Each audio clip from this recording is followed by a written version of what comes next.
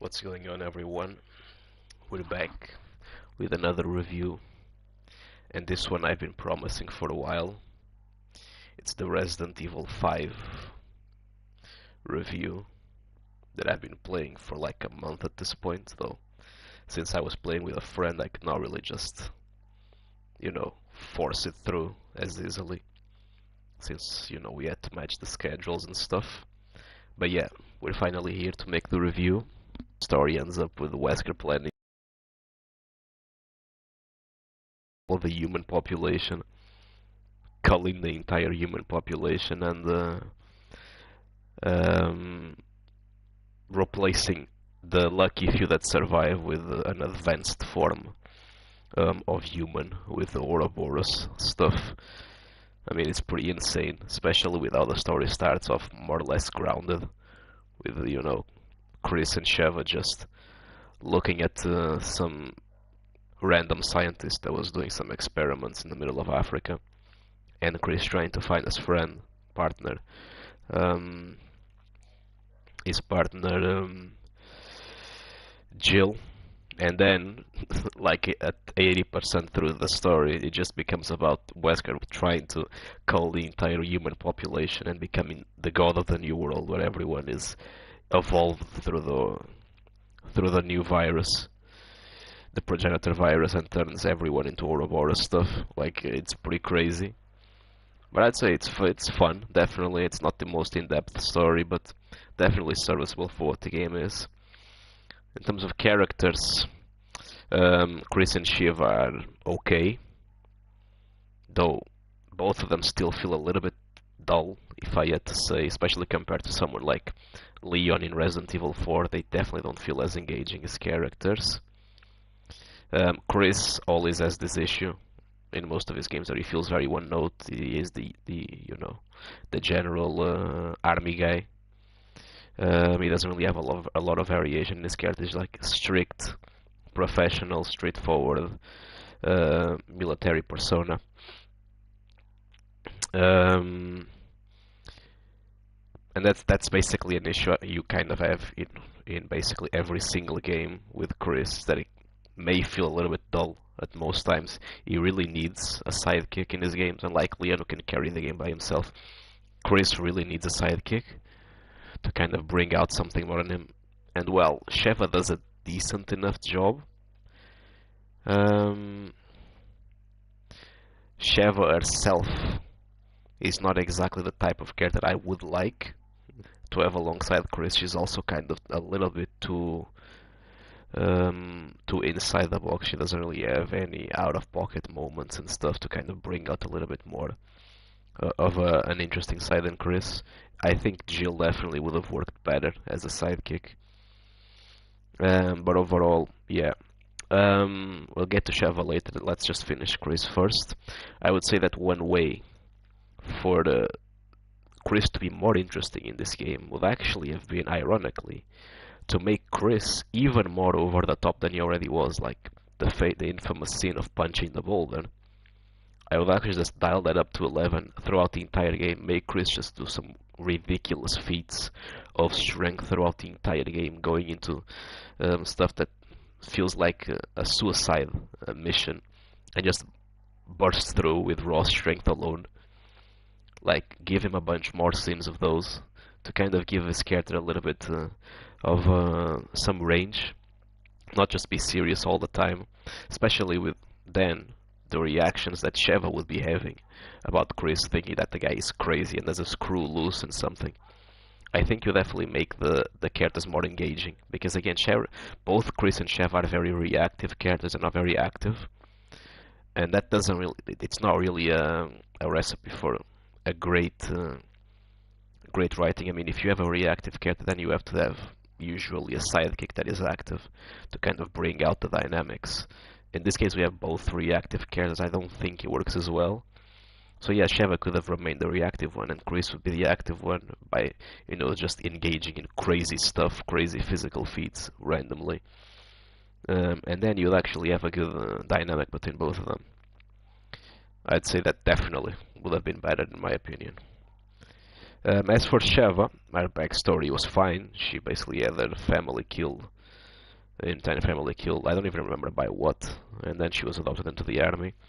Though I feel like for a one-time appearance, and especially since Sheva is was supposed to be kind of central to the story, she kind of feels disconnected a little bit from the entire plot. I kind of wish she was more involved in the plot itself.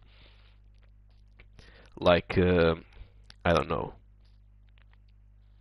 I don't know what I'd do exactly to get more involved, but I kind of wish she was more involved with the whole plot, and Wesker's plot and stuff was tied deeply to her backstory. You would have felt more cathartic than just her mentioning kind of like offhand. Um,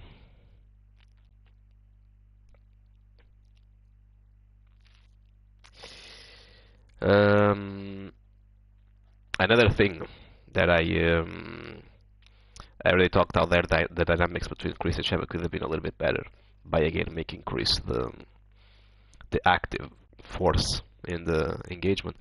Another thing that I think could have been interesting to give Chris maybe some sort of development is that while he starts like doing these crazy scenes right at the beginning of the game, just to establish that he has crazy power.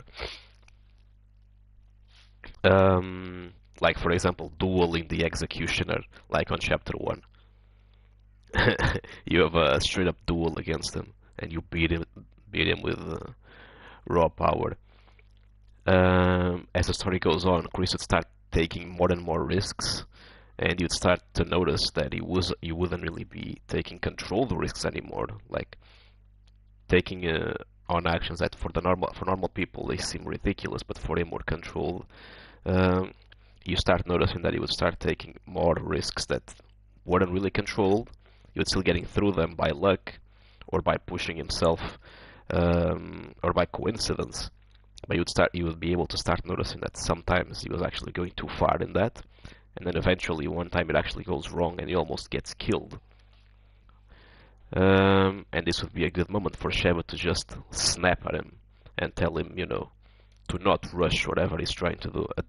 The reason why Chris would be rushing would be because he learned about Jill being here and he would start being desperate to try and save her. Which is another thing I think we should have had more instances where Jill was around. I feel like she did not appear enough to really, especially since we only really get the reveal later. I get that it was supposed to be an epic reveal, but I feel like they could have been like clues to clue Chris in even before the final battle against her, to really, and then develop that sense of urgency that Chris had to save her. I think it would have been interesting, and then it would also be a good moment for Sheva to kind of like give him a reality check that if he gets himself killed, nobody's going to be around to save Jill, and so on and so forth. I think that would have been an interesting avenue to explore in the story for both characters. Then I think that's about it, though, for the character exploration. It was okay. I think it could have been done quite a bit better. I mean, it was pretty average overall. I'd give that like a 6 out of 10. The way they used the characters, I feel like it had potential to be better. As for the story I mentioned before, I'd say 7 out of 10, maybe 7.5 out of 10. It was definitely fine. As for the characters, I mean, I guess we have Excella and Irving. They're very minor though.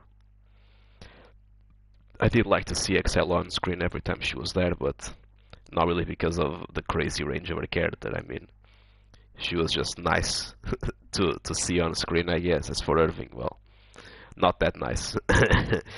But yeah, they were both not really that interesting, I guess. You also had like an entire plot line in the computers explaining exactly the exploration, the investigation that was going on there, and the ties with Umbrella and stuff. I'm not gonna get into the very much detail. I mean, I think there was mostly just details. There were some pretty fun emails there about, some of the scientists talking smack about each other behind their backs through emails. It was pretty funny, but yeah. The last character that we can really talk about, I guess last two, would be Jill and Wesker. Jill, again, I already said that she was barely used. She should have been used more. She barely gets to appear. Wesker is really the only character we can talk about as an actual character. And, well, I'd say that If you ask any Resident Evil 5 fan exactly what is the best part of the game, well, they're probably gonna answer you that it's Wesker. In terms of the story, it really just makes the game as an antagonist, I guess. Um, he just works well as a villain.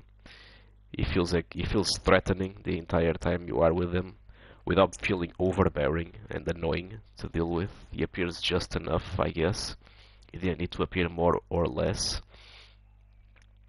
even if I'll get to his actions later, but um, actually I'll get to them right now. Uh, with the ridiculous powers that he had, that were absolutely insane. It's actually ridiculous that he managed to get himself killed and lose this confrontation with Chris and Sheva. Like, it was so easy for him to have won this. Like, it's unbelievable the amount of bad decisions that he had to make to lose this fight. In multiple cutscenes, you see Wesker going in, fighting, nailing Chris or Sheva onto the ground, and instead of picking up his pistol from his pocket and shooting them in the face, he just kicks their ass. Like, so many moments he could have won instantly just by shooting them, and they would have been able to do nothing about it. And there's several cutscenes, it's not even just the gameplay, cutscenes itself, that if he just picked up his pistol and killed them, he would have won. If instead of leaving the fight to Jill when he finished the fight, and just decided to kill him when Chris was on the ground restrained by Jill, he would have won again.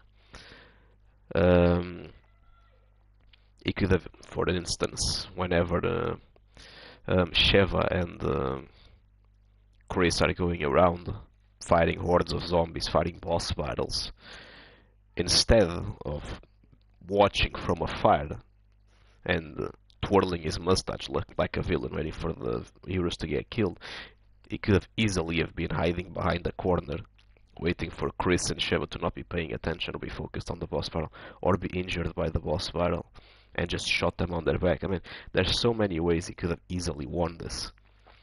Like, it's insane that he did not manage to win this. Like, it's pretty unbelievable. I actually cannot believe. I cannot suspend my disbelief enough to believe that he lost this.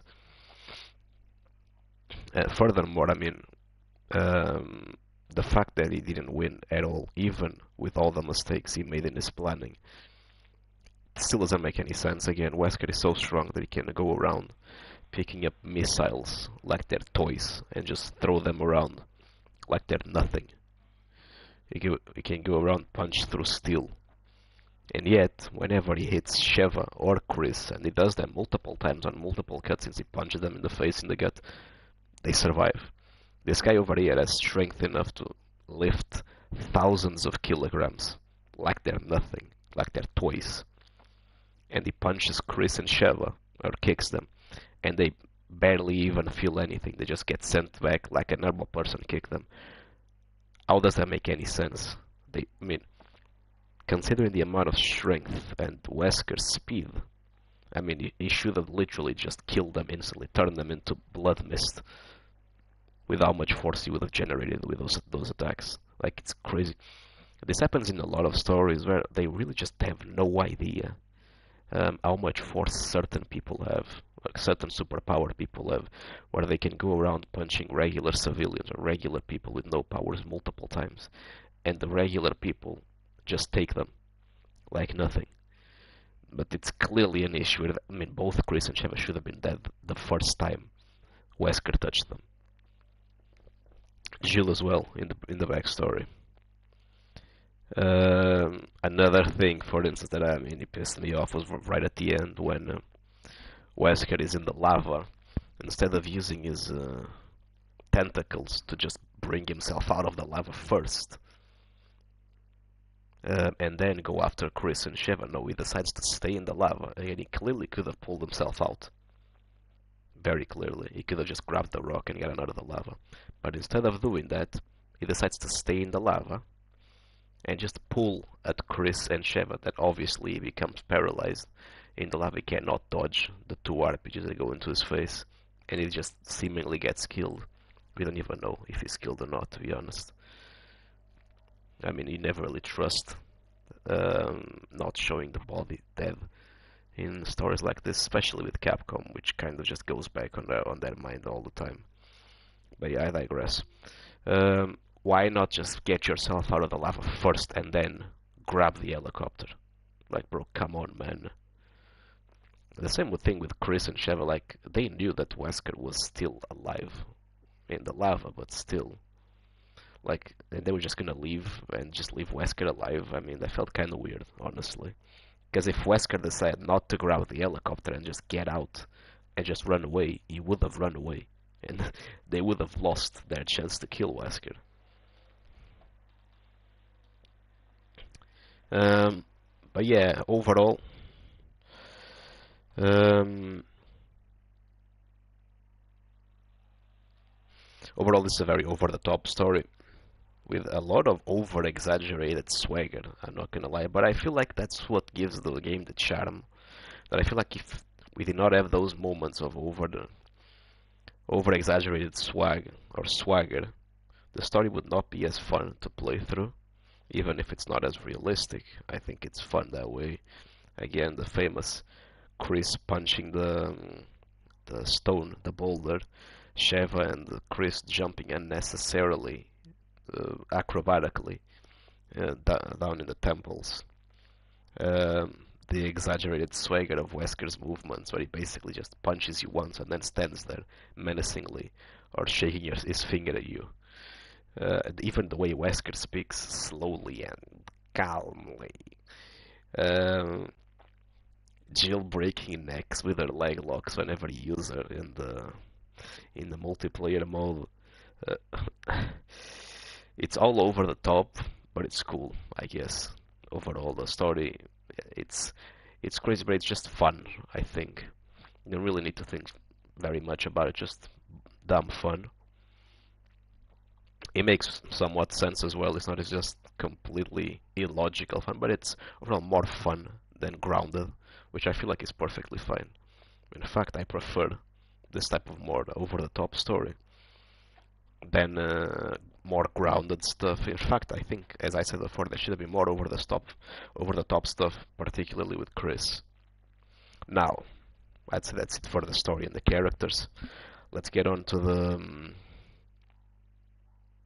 Actually, before we get to the gameplay, we can get to the music first, to the soundtracks. I don't think the soundtrack was that great. At the very least, I don't even remember listening to soundtrack. Maybe I'm an idiot and I'm just forgetting everything, but I don't think the soundtrack was that incredible. I don't think it was that memorable at the very least. I mean, you don't really have menu music. You get the Resident Evil 5, and you don't really get music in the menu. And was there even music in the game? I mean, I'm not sure. I mean, I guess I forgot if there's any music in the menu. In the game, but at the very least, I know that it's not really the greatest. Definitely don't feel the soundtrack. It could have been better for sure. Though, again, in a game like this, ambience is not as important as it was in Resident Evil 1, 2, 3, with that bigger focus on horror. This game doesn't really have any horror, so the ambience is not as important, but still, I would have liked a little bit more ambience. So now we can get to the gameplay. We can start with the main complaint that everyone seems to have when it comes to this game or older Resident Evil games. In general, there are the tank controls. Resident Evil 5 also has the tank controls, which is one of the main reasons people like to dogpile on this game. There's also other reasons, but we'll get to them later. Overall, I don't really have an issue with it. Yes, it's hard at the beginning to get used to the tank controls, but I feel like over the course of the game you definitely get used to them and they become just perfectly fun to use. I mean, it's different. It's because it's different that it takes a little bit of time, but I don't really have an issue with that. I think, especially if it's intuitive and it works well, I don't have an issue with games having different command schemes and different ways of playing. In fact, I think that's actually good because it gives some variety instead of always using the stale movement patterns in every single game. Now, obviously, the game design needs to be good for the player. It needs to be intuitive and it needs to play well. The tank controls match both of the boxes, so they're perfectly fine. You're gonna be fine by the chapter 1. You're definitely gonna be used to it already. So just get good, basically. This is one of the times that just get good. Stop being a little whiny baby and just play the game. Now, that doesn't mean that despite the tank control complaint, that is the most popular one people like to bring to Dogpile in this game, it doesn't mean the game is perfect. I mean, in fact, it's actually far from perfect. There's several problems I have with the gameplay. That could have made this game a lot better if they were solved. While this game definitely refined the combat compared to the previous entry, the Resident Evil 4. There's also this feeling that it didn't really bring anything new. One thing I feel like is that they could have tried with a limited parry mechanic in this game, maybe. Hold on. I know you're gonna start getting the pitchforks out. Another soul slop game with parry and dodge. Yeah, I know what this sounds like. But I feel like a really well managed parry, not like the modern Resident Evils. That is ridiculous. Parry is too strong. You can parry everything in those games. You can literally parry RPG missiles. You can parry hits from a boss that is 10 meters tall. Not like that, but some enemy attacks should have had a parry. Like he would have heard the difference early on. Like enemies with short weapons, with short weapons, you can parry them. Their punches, their attacks. Enemies with long weapons, you will not be able to parry them, but you will be able to dodge them, like the guys with spears, or the guys that throws. The throws actually, you can probably just parry them with a knife. You can kind of parry throwables in this game, but it's kind of clunky, I would say. It's kind of clunky to get that. So overall, having a parry mechanic a little bit better off, I think it will bring the gameplay a little bit more variety. I think, especially since you have to be careful. Some attacks have to be dodged, some attacks have to be parried, and then there will be attacks that you cannot dodge or parry, like grabs, for instance. You can't parry or dodge. I mean, I guess you can dodge, but I mean, you're still gonna get grab. It doesn't. The dodge and the parry don't work on grabs or attacks from bosses. You cannot parry them. You cannot dodge them. You need to just be out of the vicinity entirely. Just like basically the game works, just like how the game works when you play it. That will be how it would work in this case against bosses or mid-tier bosses. Their attacks will not be able to be parried. You can't just use the dodge input. You will have to, and also failing. I would like to have consequences for failing a parry or a dodge, like leaving you vulnerable for a little bit. You can't just be spamming that all the time. I think that would actually bring some nice variety to the gameplay, because it ends up feeling a little bit old, especially because compared to Resident Evil 4, the combat in this game is very fast-paced, like way more fast-paced. Like zombies move a lot faster, they rush you a lot more. Everything, you get swarmed a lot more easily. The game is a lot more fast-paced, and I feel like with a game more fast-paced like that, it would definitely be more conductive to a more active gameplay loop, because the way it works on Resident Evil 4 with hitting the legs, lowering the zombies down on the ground, and then knifing them, it definitely doesn't work as well in this game, because again the gameplay is so fast, the zombies move so fast, sometimes it's hard to even hit them on the, you can't just slowly go through the zombies. Then when you get one down, you use the prompt button to just kick, and the kick takes 3 or 4 zombies down, and then you just go knife them. It doesn't work that well in this game, because again the zombies are a lot faster, they get up in your face a lot faster. Also, the the prompts don't work as well, which I'll get to. So a lot of times they'll fail, and the prompts don't have as much range, I feel like, as they did in Resident Evil 4, so they're not that strong.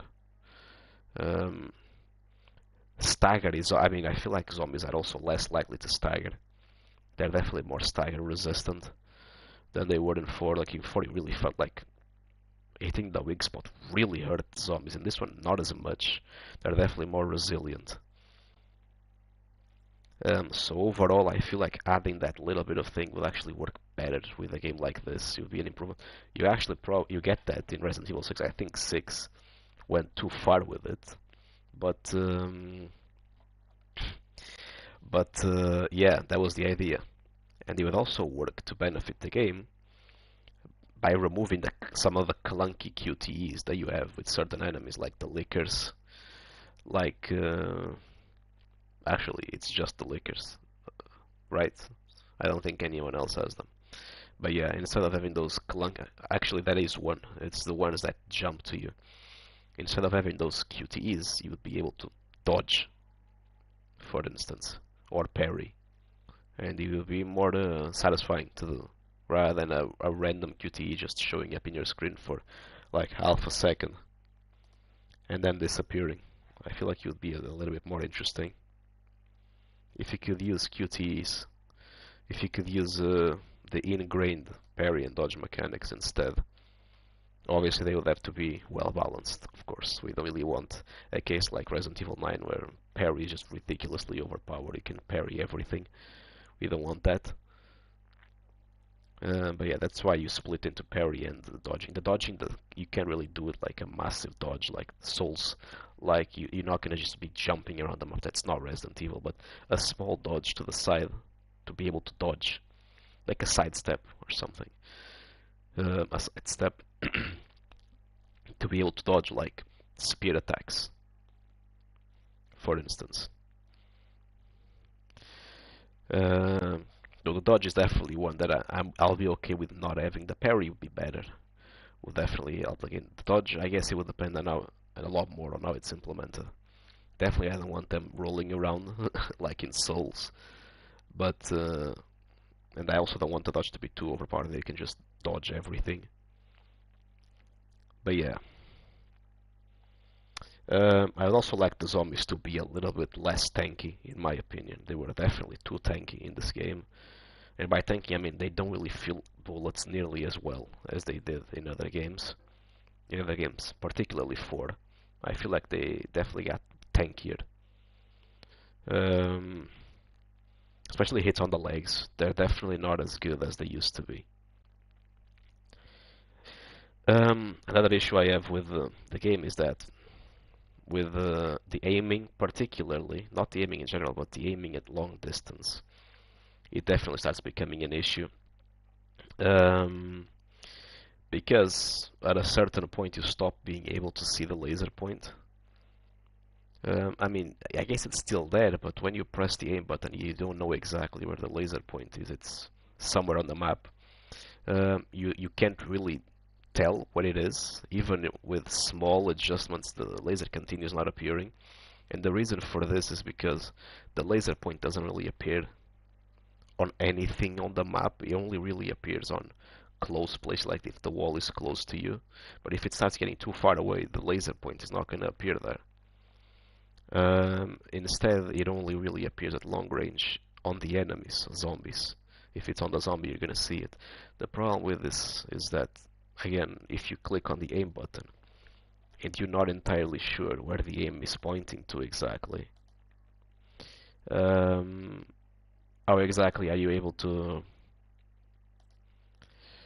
nudge the laser to where you want it to be if you don't really know? You can make small adjustments that they don't mean anything because again, you don't know the general vicinity of the laser. So the only thing you can do is try to get lucky and see if one of your adjustments ends up on the zombie. But again, it's hard to tell. A lot of times it's pretty annoying to aim like that at long distance. You just get lost completely. Another problem I have with this game, and you can call me a noob or something, I don't care. I feel like the game should have been a little bit more explicit with what you have to do in certain parts. I mean, some of them I guess you can maybe work out from the dialogue. I mean, I guess it's some of them are kind of funny to fail, but like the first chapter, I had no idea. I spent so much time that I had no idea that I just had to wait. I mean, how were you supposed to know that you were supposed to wait? Especially since, um, it takes a long time for a chapter to end, quite a few minutes. It's not really normal for you to just stay still for that long in an area like that in a video game. So you just assume that you have to kill everyone. And I just died multiple times doing it. I just assumed that I actually had to use the what we were thinking was that we had to find the hole that the zombies were making in a cutscene. Later on, we discovered that the hole was actually the hole in the building we were in. Like the zombies would start coming from above, and that's all it was meant to signify. I mean, I don't think that was very well explained in that cutscene, to be honest. I think it's pretty confusing. But yeah, I thought that we had to find that place where the zombies were digging to progress. And the way to do that was basically to get the executioner to break some of the walls for us to be able to get into that place, which would be locked behind one of those walls. Which is another mechanic that was kind of just forgotten. Like you have an enemy that breaks down walls, that can break down stuff, and that never really appears ever again. I would have thought they would have made a section where you had to lure the enemy there for them to break down the wall for you to be able to progress, but well. But yeah, no, what I had to do was basically to wait until the timer ended. The thing is, the game doesn't really tell you to wait exactly. Um, I guess in that cutscene you could kind of infer that you had to wait, but it's not really direct. They don't tell you to wait like 7 minutes. 7 minutes is all the time I have to spare with you. They don't tell you to wait 7 minutes. They just don't tell you anything, and you're supposed to know that you have to wait that time. And then this section actually kind of got stuck in our mind because we got stuck in here for a while. So that the next section that we found that was kind of open, we also thought, and an helicopter appeared in midway through the section. We also thought that we just had to wait, so we stayed around, got killed a bunch of times because we were staying around, only to realize that actually we did not have to wait at all. We actually had to progress ourselves, go to a gate and just move. This is also caused by the fact that the minimap just disappears out of your right corner sometimes. It just doesn't, it just disappears and you kind of forget to put it back on for some reason. It just gets turned off randomly. And you just forget, you're kind of in the middle of the game, focus on the game, you forget to turn it back on, and you don't, and you lose the information that you actually are supposed to go here. But yeah, I mean, the 7 minutes, I guess that one was kind of laid out for you. 7 minutes, quite a long time, by the way, but the 7 minute section, I guess, was kind of laid out for you that, you had to wait the 7 minutes. What was not laid out to you was that you could not kill Jill. I mean, I thought this is a video game. I mean, you can basically assume that just killing a character would basically be what would prompt the cutscene to happen, where they basically are down on the ground. You didn't really shoot them, it just felt like they're on the gameplay, because again, cutscenes and gameplay are not really connected all the time.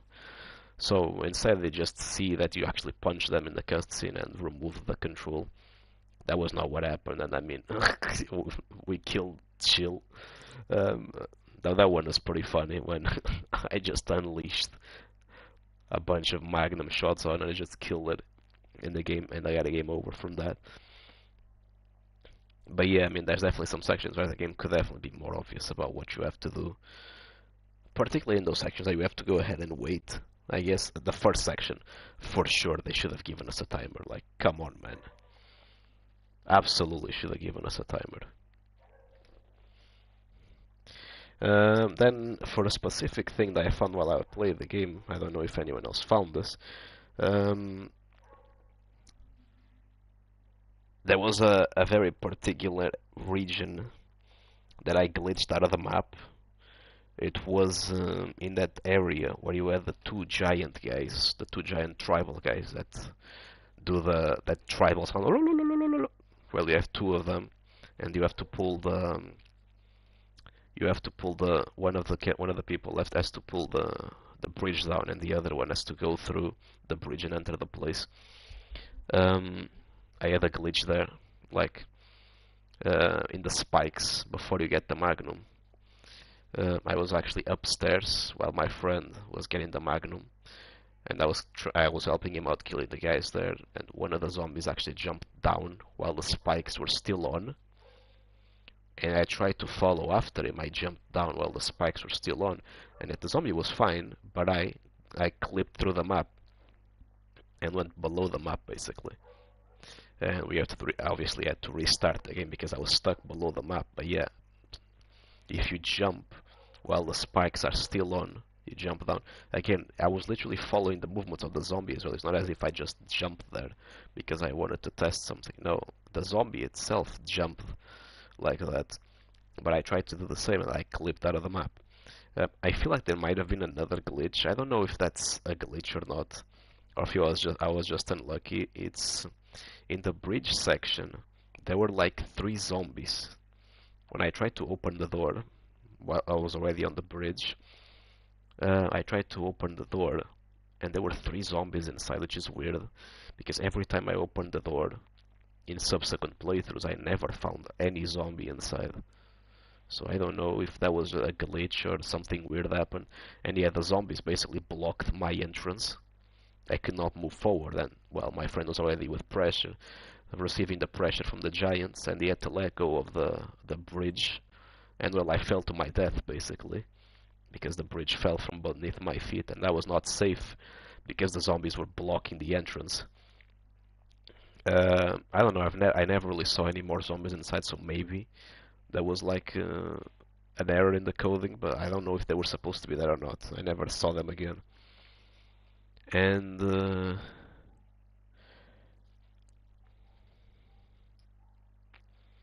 so yeah, that section actually had a little bit of issues for me. Another issue, this one actually I've seen other people get that. I only really got it in my first playthrough. It is down in the caves when you're exploring the tombs. There's a section in which, like the section where the fireballs get released, the spiky giant fireballs. Before the fireballs are released, you have a bunch of zombies that are there waiting for you, and there's a chance that one of the players is not gonna be seeing those zombies. I think it's usually Sheva that doesn't see it. I don't know if it's guaranteed or not, but yeah, I mean, it happened to me. Like my friend was there fighting for his life and telling me, "What the hell? I'm getting killed. Help me out! I'm fighting for my life here." And I was like, "What are you fighting with? There's nobody here." And there was literally nobody in that region for me. Well, he had like the 6 zombies in there. I didn't even realize this was a glitch until I actually saw a playthrough of someone else that actually had the exact same problem. Um, the Sheva player, did not see anyone in there.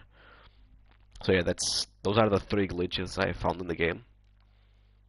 I mean 3. I mean 2 of them are glitches. The other one I don't know if it's a glitch or not, or if I was just unlucky.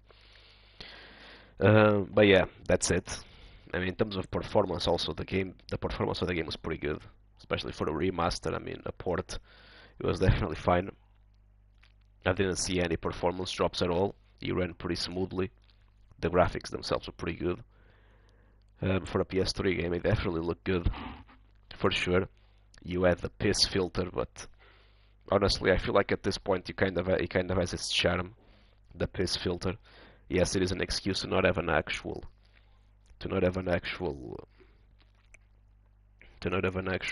art style, but I'd say it's kind of nostalgic now. The piss filter, and I feel like it suits this game in particular well, because again, it's in Africa. It's the usual filter that you have on places like that when it's really hot. So I think it actually suits this game in particular. Then back to the gameplay problems.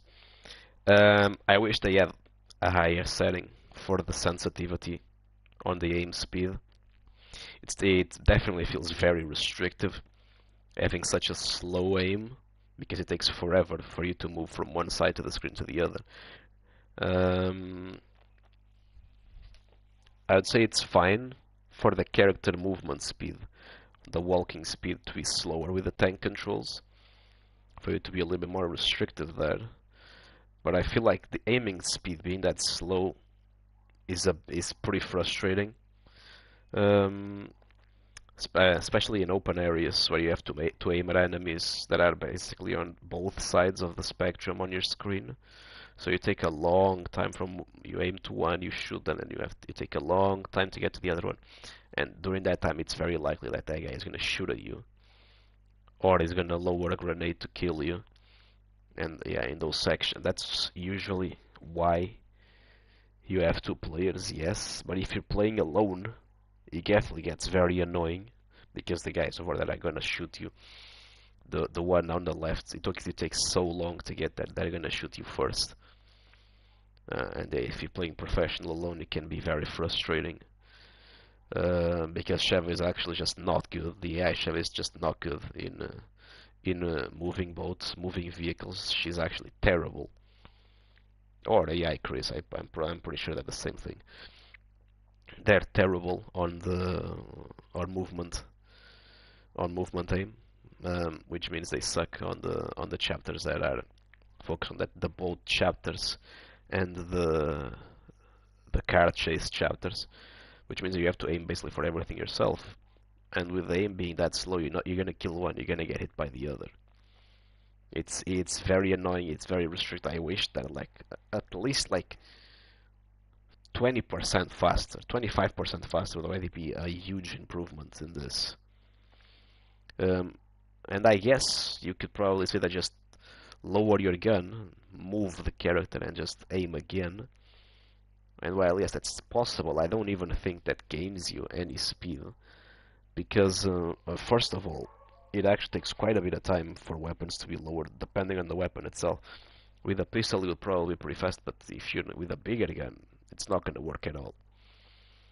Um, um, so, because the time that you have lowering the gun and getting the gun back up actually just ends up equalizing the time that you lose by moving your camera slowly while aiming.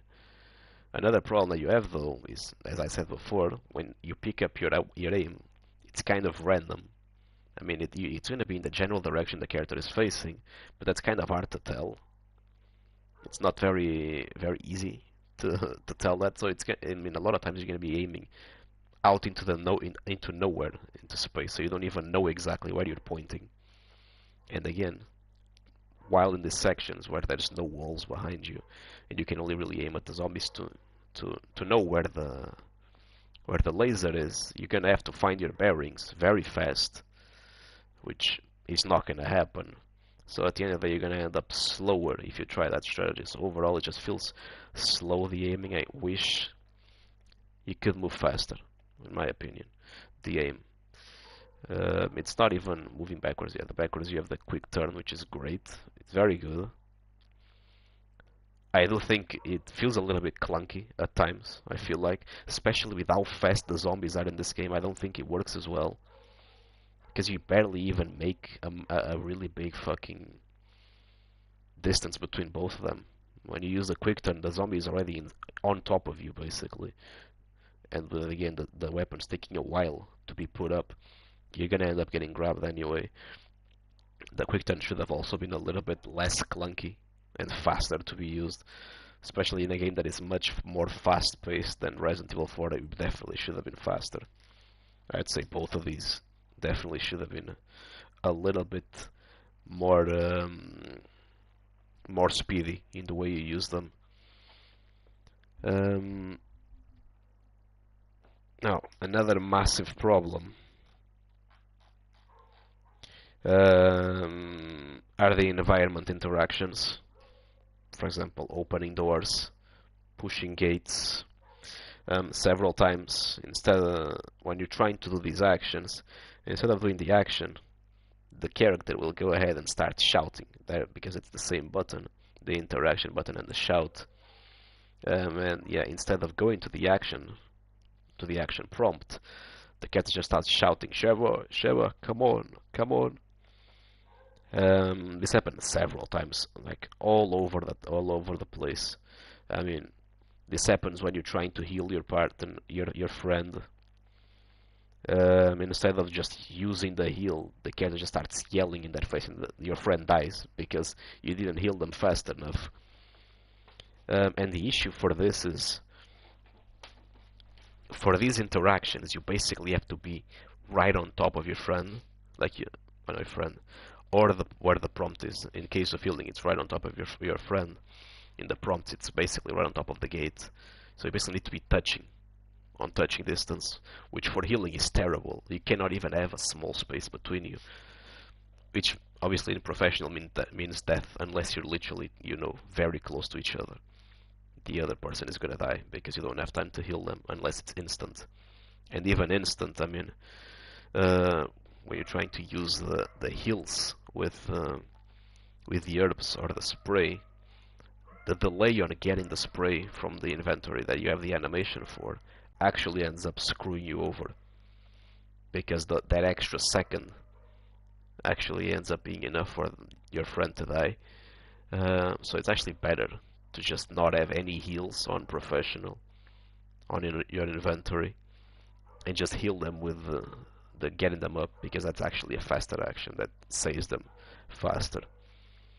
But I digress. Not only do you have to basically be basically in the vicinity, like basically touching, you also need to be looking directly at the thing. So there's definitely going to be times when you're not exactly looking in the direction of the door or the gate, where the character, instead of opening the gate and doing the action, is going to start yelling. And a lot of times when you're in a rush, you're almost dead and you're being pursued by enemies that can one-shot you. That delay that you have on not being able, or not looking exactly, or not looking at the exact right angle, is going to screw you over. Furthermore, you also have to take into consideration that in the doors and gates, there's specific places that you have to be to open a door. Like, if you try to do it in general around the door, like it should have been like that, because again, with the tank controls, it's kind of hard to position your character extremely finely. You need to be in a specific place with your character to open the door. I mean, if you go to the other side of the door is not going to open.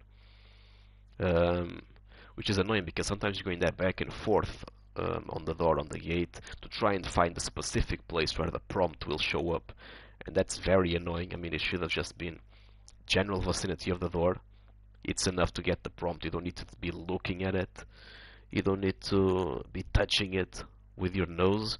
And you don't need to go to a very specific part of the door to open it. Just be general vicinity, like within two steps, you go to the prompt action.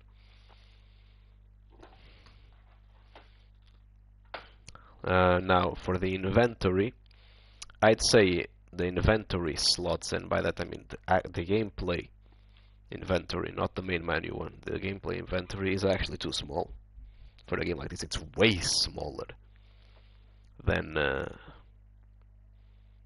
Resident Evil 4. Like, it's a complete step back from what we got in Resident Evil 4 and the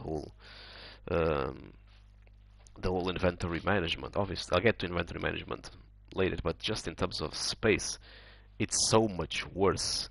Now, basically every single item goes back to taking an entire slot by itself, and that this includes basically munition, which, by the way, doesn't stack. It stacks on certain numbers. Like, you can have, once you get like 100 SMG bullets, you have to use another slot for them.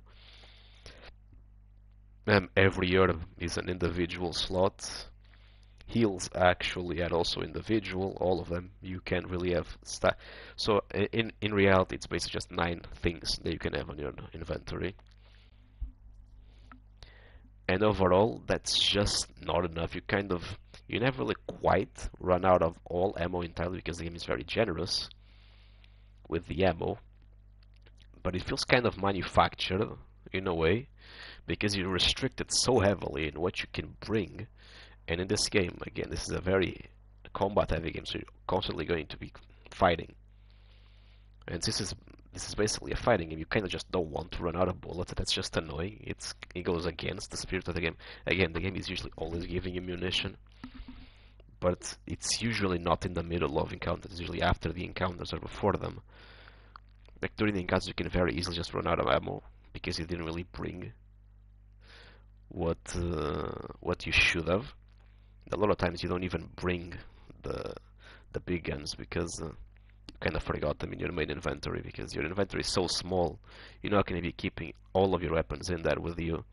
I just left my Magnum on the inventory all the time, the main menu inventory, and basically never used it because I always forgot it there. I never really knew that I was going to fight a boss, so I just left it behind. Again, I feel like the inventory is too small, especially for a game like this. They should have just, just go all in making an action game. Just if you're not going to be focusing on resource management, because this game doesn't focus on it, you always have enough ammo. Technically, during combat encounters, it's very possible for your ammo to just run out, but after and before you usually get filled with ammo. But again, making you run out of ammo during the combat is literally the worst part. Again, this game heavily discourages you from running away. There's some sections that you can just run through, but most of the time it discourages you from running away. You're supposed to stand your ground and fight most of the time. So you're making me be very full of ammo. In between, it takes a lot of space bringing ammo, so you only bring enough, and you leave like 2 or 3. I guess overall the best way to play this game is like having at most 2 weapons. Massive amounts of ammo for those 2. The issue though is for other weapons actually go down substantially. I felt like they go down completely if you do not have them on your inventory. Like, if you don't have a rifle in your inventory, you're not going to be finding munition for that rifle. I don't know if that's true or not, but that's definitely what I felt like. Whenever I just had the SMG and the pistol in my inventory, that's the only munition I got. I didn't get a single other type of ammo. So I feel like it's tied to the weapons you have, so it's even worse, honestly. It's an even worse system. I only think that the only one that was an exception was the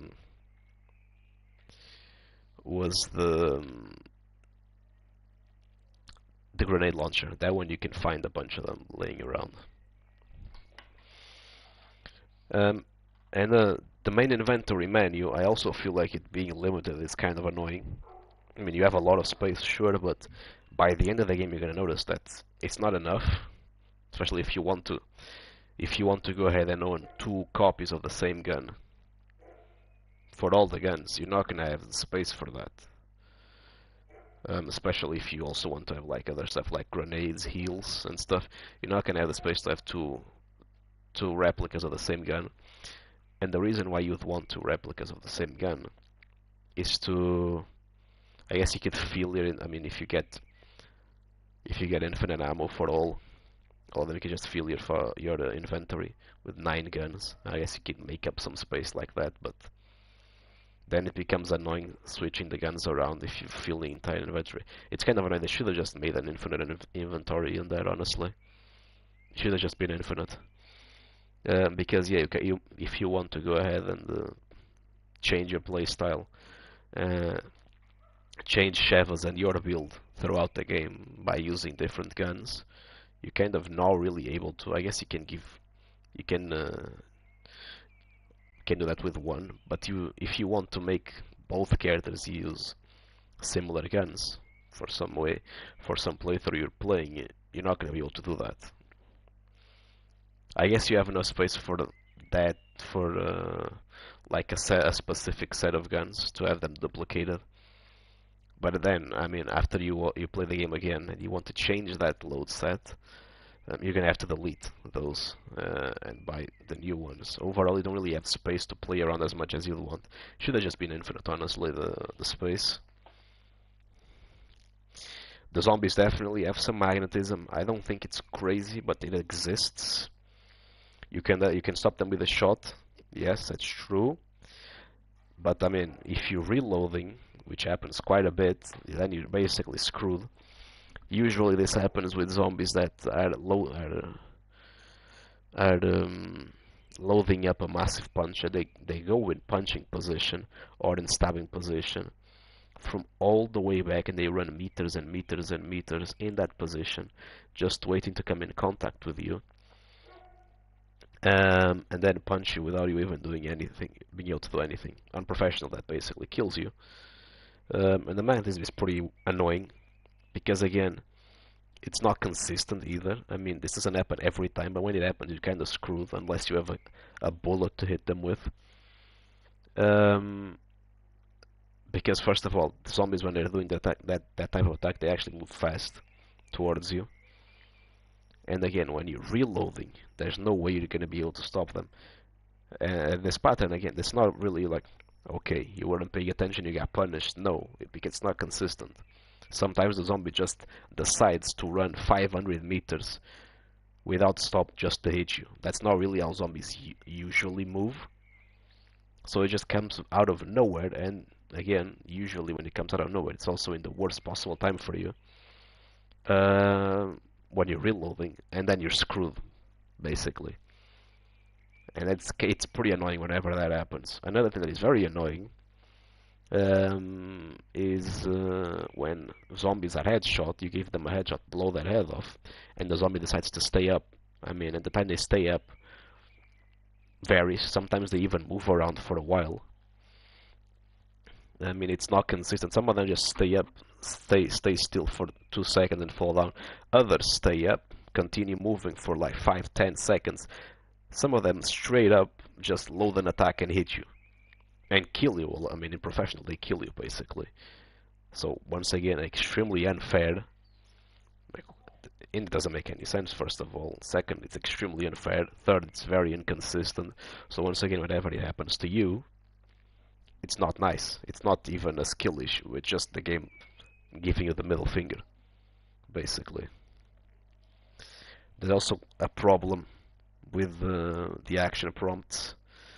Sometimes they just don't work. Either the enemy is staggered and you have no prompt to punch him or to kick him, or he is on the ground and you have no prompt to stab him or to kick him on the ground.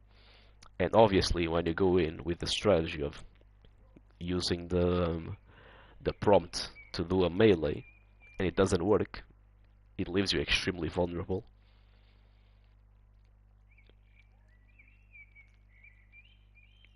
And usually ends up badly for you. You're gonna get hit by the zombies in the vicinity or by the guy itself because he wouldn't be staggered and he basically just kills you afterwards. Unprofessional. Or not professionally, not on lower difficulties, you still get punished for no reason.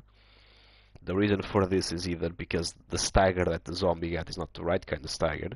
The thing is though, the stagger always looks the same.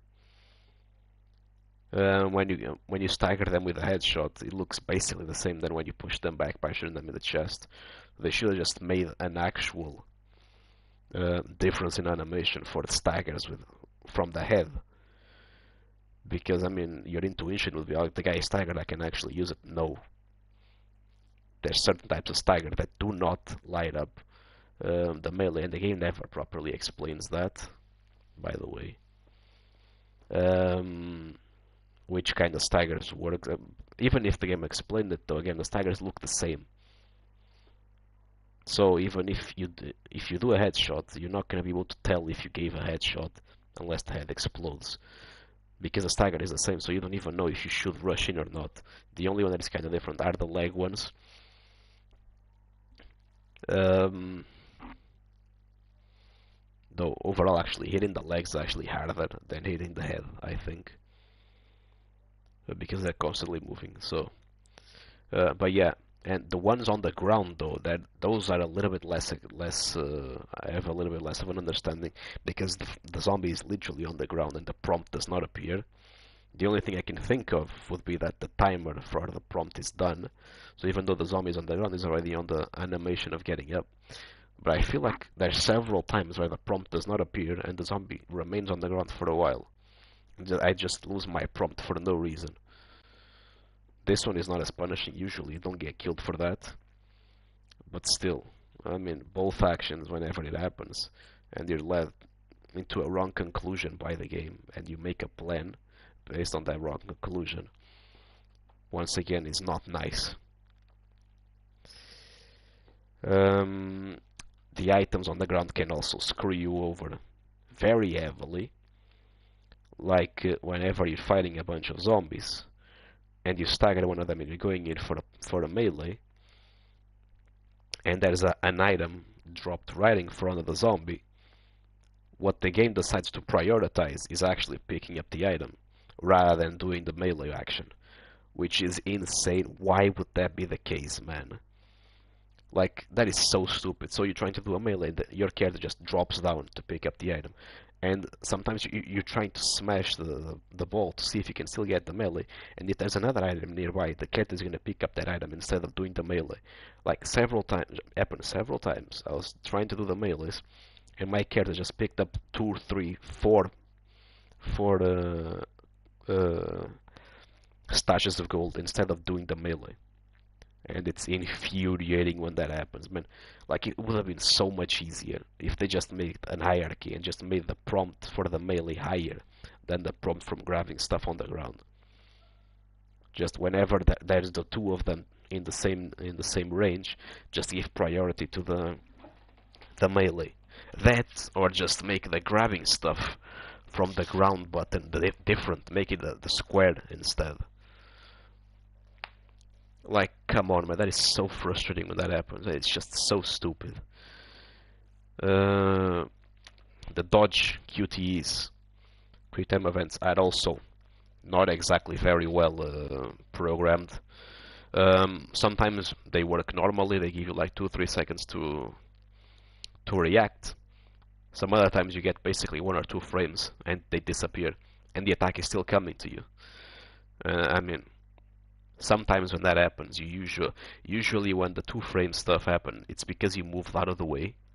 So the attack was programmed for a specific region, and in that region you would get the QTE, but because you moved out of the way of the QTE disappears. The thing is though, even though you moved out of the way of the QTE, it doesn't guarantee that you're not going to get hit. You just moved out of the specific point where the QTE activated. But the thing is, if it's an attack that has a range, you're still going to get damaged. So, I mean, that doesn't mean anything. Again, the QTE should have been inside of the range, the effective range of the attack. Anyone that was inside of that range should have gotten the QTE. It's another issue. It's because on specific parts with very large attacks in particular, if you play the chapter where you fight Excella, when she's in a monster state, there's those tentacles and there's QTEs to dodge them as you move along the ship. The problem is though, is that the person behind you is not going to get them. The person in front is going to get the QTE to dodge. The person behind is not going to get it, and they're going to get hit as well. And that's the issue again. Instead of doing just based on the location, they should have just made the QTEs for the dodging appear within the range that the effective range of the attack, so you don't run into the issue of the dodge button disappearing after 1 frame, because as you're moving through the game naturally, just moving around, you get the prompt without even noticing you're still in movement, so you just get out of that zone and then get hit because you left the zone with the prompt. You get scared, then you stop moving. Oh, what the hell, was that a dodge? You try to get the dodge again, there's no more dodge and the guy just hits you. And you would also prevent the second player from getting hit from without even getting the dodge prompt. Overall, the QTEs overall are a very poor part of the game. Like, the QTEs in the cutscenes are also pretty annoying. They have a delay in them that makes you even wonder if you got them right or not. They definitely make that on purpose to make you kind of stay on the edge of your seat a little bit. But overall, it's just annoying. I mean, when you get to a cutscene, you're expecting to just sit down, you already lower your cortisol, see whatever is going on for like 20 seconds, and move on to the next level. No, instead, I mean, if you sit down and put your controller down to watch the cutscene, then a random QTE happens and you basically die instantly. So that's pretty annoying. Also, yeah, the laser level, I just wanted to say, screw that level. I hated that level. Damn, man. Damn. That's all I will say. Screw that level. Thankfully, thankfully, you can just go ahead and kill the laser dudes with an RPG or with a grenade launcher, but damn it, man, doing that level on expert for the first time was a nightmare. Ugh. Damn. Another thing that I really feel like should happen, you should be able to cancel the reload animation. There's a few problems I have with the reload animation. Yeah, the reload animation takes a long time. It's very slow, the reload. And I guess it's fine for it to be that slow. But it's not consistent in the way it happens. Sometimes you're at 0 bullets, and the character decides not to reload. So basically, you just stay at 0 bullets if you don't notice it. And then, once you get to the next encounter, you pull out your gun, you try to shoot, and the prompt to shoot basically forces the character to load. Other times, as soon as you get to 0 bullets, you did not try to shoot with 0 bullets in your cartridge. You just get to 0, and you're planning on, like, I don't know, running away, changing weapons. Instead of that, the game just, as soon as you hit 0 bullets, it loads instantly. So sometimes, as soon as you hit 0 bullets, the game loads for you. Other times, it leaves you at 0 bullets until you try to shoot again. So, hello? How does this make any sense? First of all, it's completely inconsistent. So, if you're under the impression that the way game works one way, you're gonna get screwed. And then if you think it works the other, you're gonna get screwed. And it's again completely inconsistent. Second of all, the character stays still. Stay still. In this game, you stay still while you shoot. I think that's fine. Again, moving and shooting doesn't work very well with the tank controls. I guess it's not really the point. You're not really supposed to be, you know, moving about like in a shooter. But the reload also completely stuns you. It leaves you completely vulnerable to anything while you're reloading the weapon. And you basically understand now why that inconsistency is so bad. Because again, if you're thinking the game works one way and the game works another one, and again, because the reload times are so high, you're actually not even incentivized to reload that often. So, because again, the reload leaves you completely vulnerable to that sort of stuff. Which is why, in my opinion, you should be able to cancel the load animation. Either because the game didn't function as you were expecting it to function, or because you just don't even want to load. The game shouldn't even force you to load the weapon. If you don't want to load the weapon, you should be able to just cancel the load animation. Like, imagine you just empty your pistol bullets, and then after you finish the pistol bullets, you want to change weapons. But again, unless you're constantly under attention to the amount of bullets you have left, you're never going to be able to do that. And again, in this game, that's not a really good strategy. You have a lot of stuff happening in front of you. You can't really have one eye on the bullet counter. So what you should be able to do is cancel the reload and change weapons instead. Change to your secondary type of stuff. Absolutely should be able to. I don't know why you cannot do that. That is idiotic, honestly. Idiotic game design.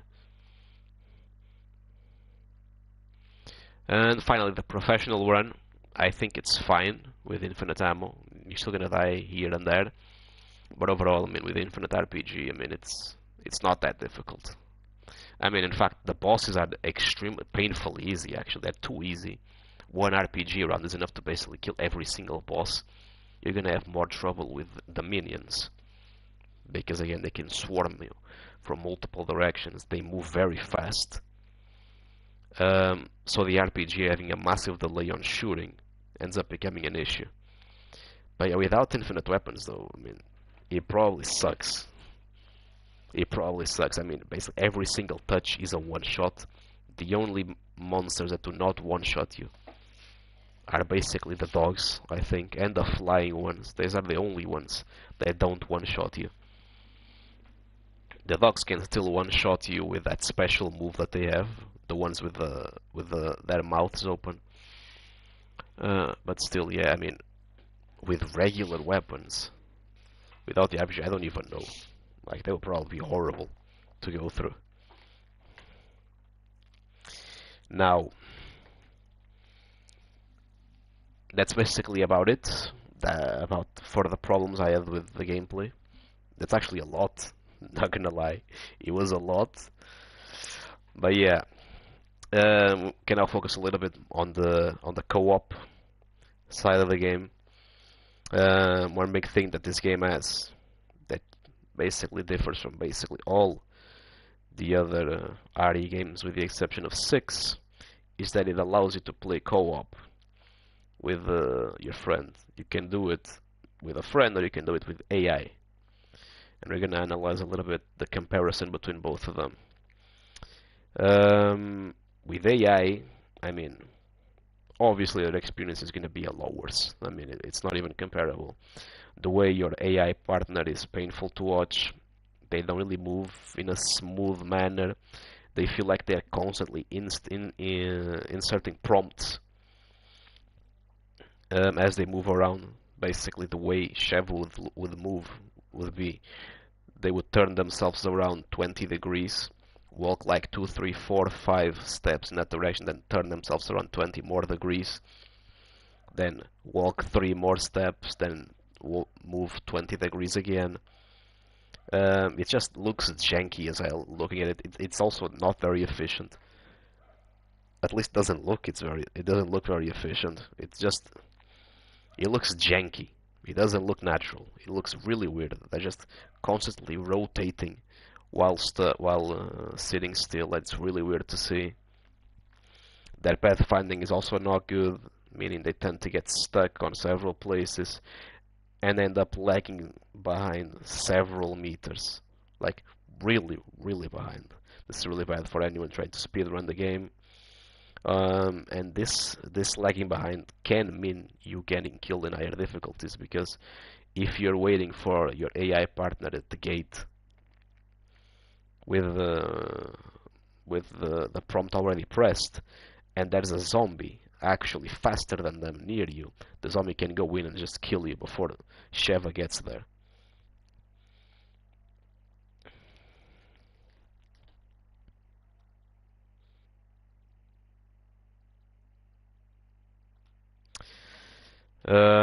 As for dying, they're usually fine.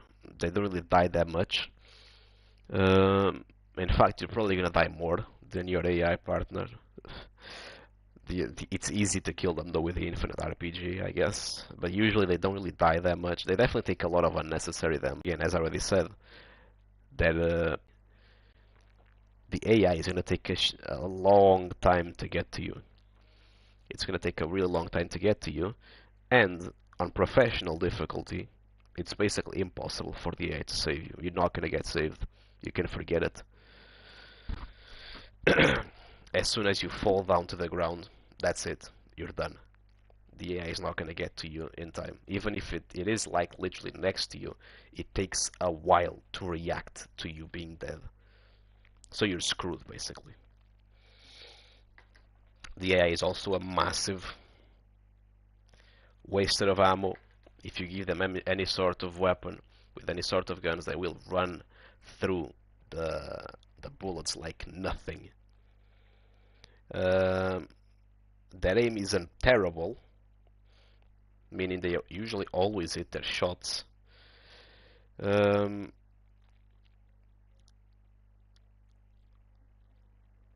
and in fact, they're probably better than human players at doing that, unless it's a moving episode within a chapter with moving, while you're moving, like in the car or in the boat. Those chapters, they're useless. They really don't aim at all. They don't aim well at all. They're terrible. Um, um, but overall, they're decent at aiming in regular fighting sequence. The issue, though, is first of all, they refuse to use the weak spots, to use the melee, which is one of the most effective ways of dealing with the enemies.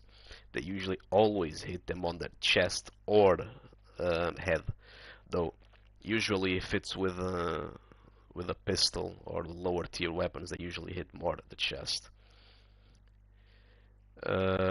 Which means hitting the chest and spamming bullets into the chest is not exactly the ideal way of dealing with these zombies. It's not very effective. In fact, it's probably the worst way of dealing with the zombies. You do decent damage, but the zombies are going to be eating a lot of bullets. So with you spamming bullets there in every single zombie that appears, they just waste all your ammo. Especially because the AI is insistent on just killing everything that appears in front of them. Sometimes even when you're calling the AI to come to you, it just tells you to screw off, that they cannot go because they're busy doing something else. This happens in the Wesker fight at the end, when you're telling the AI to stop shooting at Wesker from the other side of the bridge, because they're basically just making Wesker stuck and preventing the phase from progressing. And you tell them to come and to stop shooting, and they don't stop. And you can get stuck like that for a while until Wesker moves enough for the AI to lose angle or something. It's pretty annoying. Again, they have perfect aim, remember that. They're actually very useful in the fight against Nadesu, for instance. I mean, it is technically on a car, but the car is not moving. So, I mean, the AI is terrible when the car is moving. When the car is stopped, they're incredible. But yeah, they're also good at doing counters. They instantly hit prompts. They hit prompts perfectly every time, and they do it instantly as well. So they're useful like that. But yeah, they're also decent in boss battles, particularly the Jill and the Wesker one. They're actually better than players. They're actually better than players at administering the injection to Wesker in the fight against him. I mean, me and my friend were actually struggling to get the position and timing right to use the injection, whereas the AI Shiva just did it instantly. The Nadesu fight, they're really good, because again, they don't really have any movement patterns. They don't really have to move. They just have to shoot and dodge with the QTEs. So they're actually very strong in those battles. As for the main battles, for the other battles where you actually are free to move around, they're not nearly as good. In fact, they're kind of annoying. In the fight against the spider, they're decent that they go around gathering the explosives for you, so they're okay in that regard. In the fight against Excella, they're okay at killing the little guys. They're not very good at using. The thing that they're bad at is using the special weapons that you get in those fights, like using the incinerator against the Ouroboros, the first one, using the flamethrower against the second Ouroboros, using the special RPG in the fight against Excella, using the machine guns against Irving. Even though they're supposed to be good at aiming with the machine guns, they're not always using them. In fact, they're kind of indecisive as to when exactly they are going to be using them or not. You have to instruct them to go there as well. Within a Nadesu, it's different because they're stuck in the machine gun. With Irving, it's different. I mean, they're kind of not stuck, so they can just move about and not be efficient. And in the Wesker fight, they're terrible at using the RPG, and also terrible when it comes to hiding, because with the Wesker you have to hide yourself from him to create an opening to lob the RPG at his face on both fights, and the AI is just horrible at doing that because they're constantly running into Wesker's face, and Wesker loses the "I don't see you" debuff that allows us to hit him. That also very keen on getting killed by Jill as well. So it's pretty annoying. So I mean, they're a mixed bag overall. Some fights they're definitely helpful, others they're not really good at all.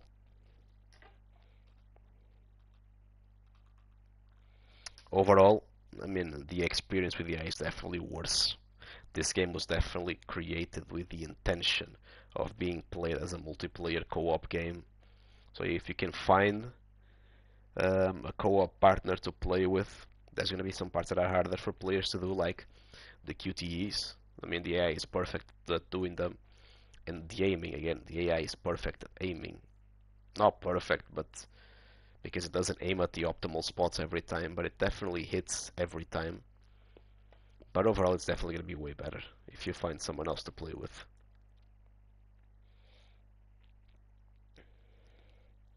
Now, we get to the point where we get to rate this video game.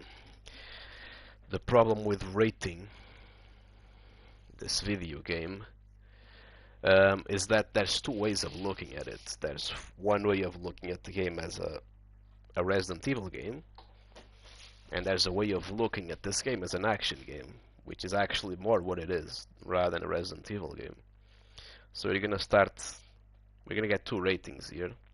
The first rating is gonna focus on this game as an action game.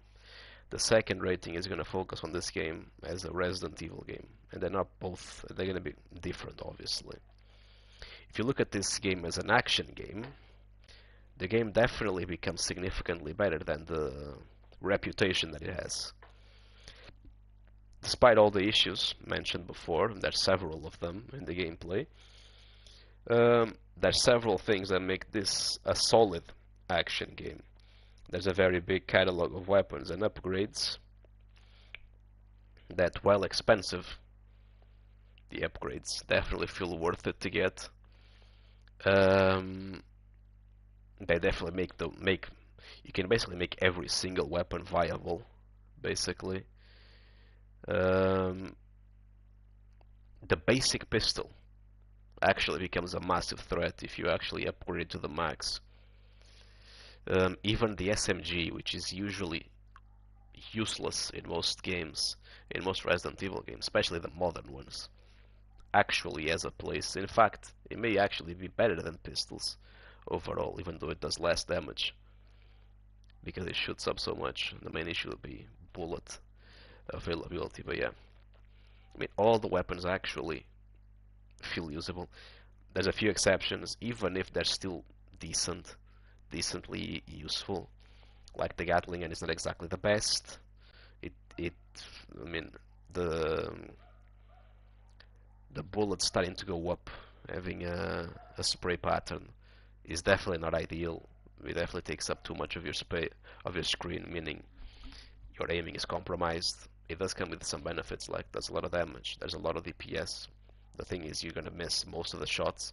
Also, getting the weapon to start to fire takes a long time, a really long time, probably the slowest one, in fact, compared to the RPG. The RPG is just way better at just dealing with people. It does have the benefit, though, of preventing any grabs from behind. And shots as well. You cannot get shot or grabbed from behind, which is actually a decent trade. The overall is still, I don't really like it though. With the exception of that one, every other weapon has its own strengths. Overall, yeah, definitely good variety, and it's not as if only one or two weapons are useful. All of them are good. Also, I forgot to mention about the AI. Yeah, I mean, if you want AI to be very useful, just give them a rifle, and they'll basically become the most useful companion you can have, because they're just gonna get headshots on everyone and just one shot everyone, because they one shot every single enemy with not all of them, but basically all of the minor enemies. And because with the rifle they're much more likely to just get headshots than with any other weapon. They just destroy everything. So give them a rifle and you're not gonna regret it. But yeah, overall weapon variety is good, and the weapons also feel unique, different from each other, and also useful. So you can actually invest in a weapon without even feeling bad about it. Enemy variety is also pretty good. There are several different enemy types, all with unique attacks and movements, which makes all the encounters a little bit different from each other. And this is just talking about the basic enemies. You have like the basic zombies that have nothing. You have the zombies with knives they can throw at your face. From mid-range, you have zombies with spears. With higher range, we have flying zombies, zombies with explosives, zombies with crossbows, the tribal zombies that do those giant jumps, shield zombies, and the infamous zombies with guns, which are the worst part in this game, for sure. You also have zombies with face protections to prevent them from being shot in certain places. So overall, the encounters always feel kind of different because they're always bringing these new types of zombies every time. And you're never really gonna get quite tired of doing stuff. They don't really bring too much, but they bring enough to make it exciting. The main issue would be the designs. Overall, they kind of end up looking too similar to each other, even if they're different. There are some differences, but they end up kind of blending in together overall. The only ones that actually look unique will be the dogs that I forgot to mention. But yeah, the dogs look different. You actually have different types of dogs as well. You have like 3 different dog models in the game, plus the dog that opens that face up. Um, the the ones that get a centipede out of their heads, and the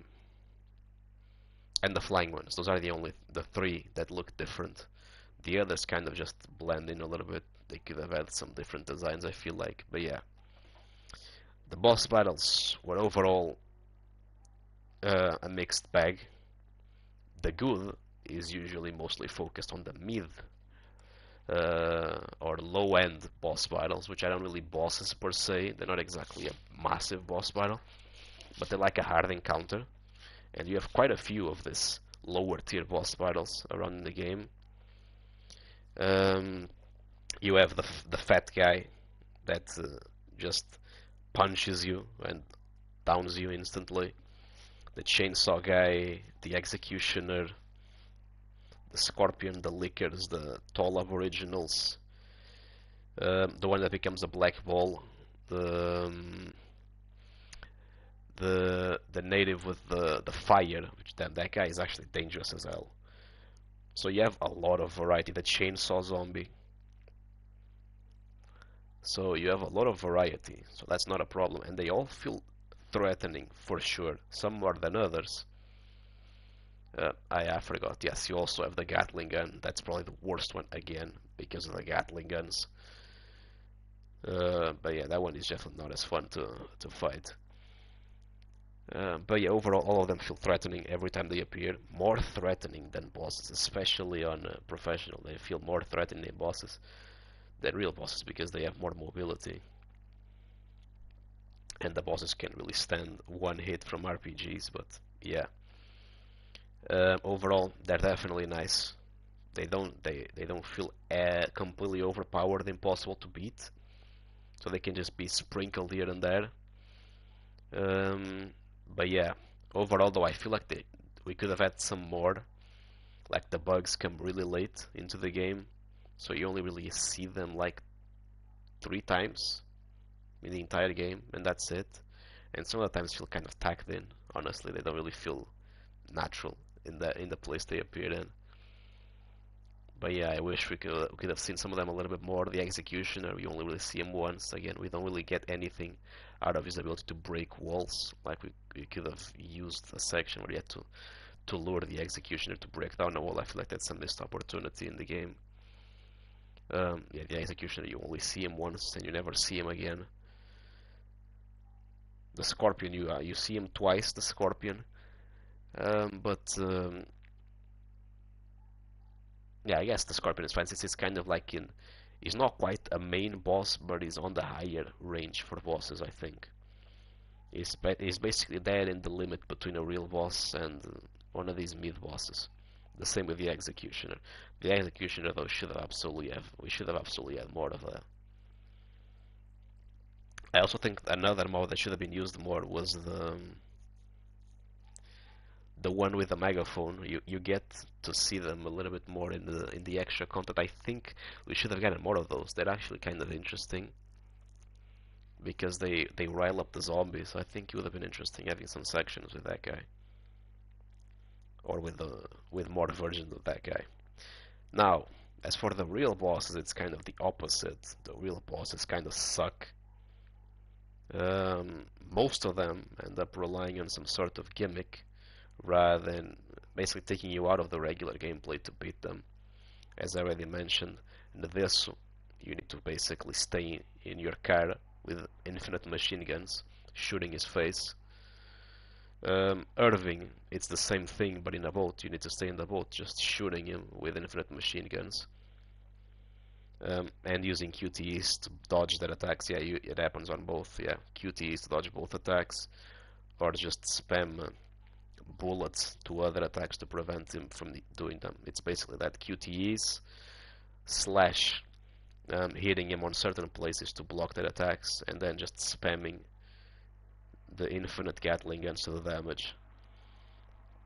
Excella, you basically get a random space laser that comes out of nowhere to use against her, which funnily enough is weaker than the RPG, by the way. It's literally weaker than the RPG. Also, just leave this incredibly overpowered weapon behind when they could have used it on Wesker. The Ouroboros are probably the worst bosses in the game. They're complete bullet sponges, and especially in the second fight, it's so inconsistent. The little balls getting out of Ouroboros for you to hit them and do damage to him to kill him. A lot of times that you end up doing more damage to him on his regular carcass without even hitting the balls, and he just dies from that, which basically makes him mostly a bullet sponge because again it's so inconsistent. The vital balls that he has that you need to hit to kill him, they don't come out every time you use fire on him.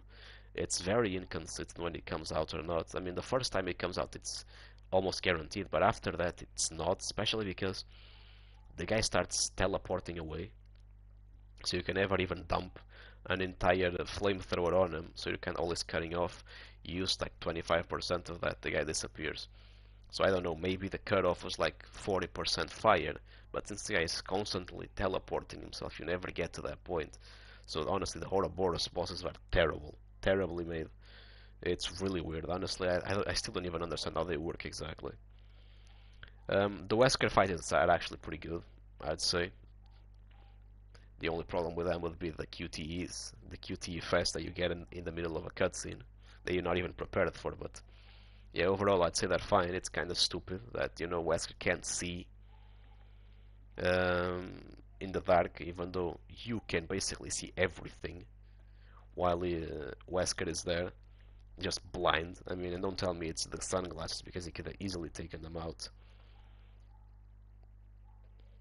I mean, it would make more sense if he was something like, we know that Wesker has sensitivity to light, so what should have happened is you turn off the lights, Wesker takes off his glasses to see where you are, he would still see you, and then you have to turn on the lights again, and now he doesn't really have his glasses to protect his light, so he gets stunned, and that's when you can lob the RPG at him. I think that would be much much more logical than him just not being able to see you in the dark. Like, that's just dumb. Um, as for the Jill fight, I mean, it feels a little bit repetitive. You're just there constantly trying to. Yes, you can shoot the thing to weaken the device. I mean, shooting the device should have just destroyed it. I mean, you shoot it with the Magnum. It should have just destroyed the device. Like, come on, man. But yeah, I feel like it's a bit repetitive. You just have to do that thing over and over and over and over again. It's kind of annoying, honestly. Especially since if you slightly mistime your shot, you're basically killing Jill if you're using a Magnum. So, I mean, it's very annoying. So yeah, overall, the boss battles are pretty bad. They're not good. Um, the only ones that are good, I would say, are the Wesker fight and the spider one, I guess. The issue with the spider is that the spider has like one specific move that is impossible to dodge. So in professional, I don't even know how you're supposed to deal with that. I don't know. Honestly, it's basically impossible to dodge that one when the spider just does that ranged attack. I'd say the spider is a fine boss. Definitely well thought out. But yeah, those are the only two bosses that are good. The others suck. I guess the Scorpion, you can count the first Scorpion fight as a boss. That one is actually good. If you count that one as a boss. If you count that as a mid-boss, then yeah, you only really have the Spider and Wesker as the good boss battles in this game.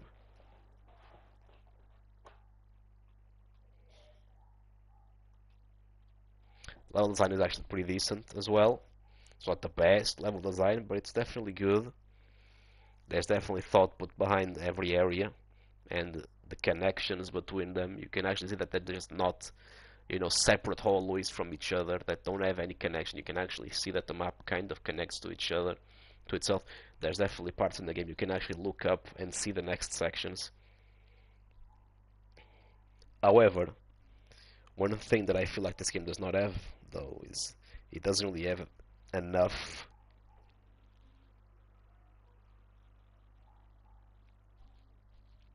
It doesn't really have enough um, optional areas for you to explore. It really feels like it's lacking in that regard. Like it feels very linear, which I don't think is good for a Resident Evil game. You don't really feel like you have much of a choice either. Like you can go left or right. That doesn't really exist. You can just go right, and that's all. That's the only way you have. Like at most, alternate paths. You walk like 2 steps, and that's as much of a path you have. You don't really have alternate paths at all in this game, which kind of feels like a shame. It brings down the exploration aspect of the game a lot more, which also affects the collectibles because they're a lot less interesting to try and find. They don't really feel that rewarding because they're kind of just there.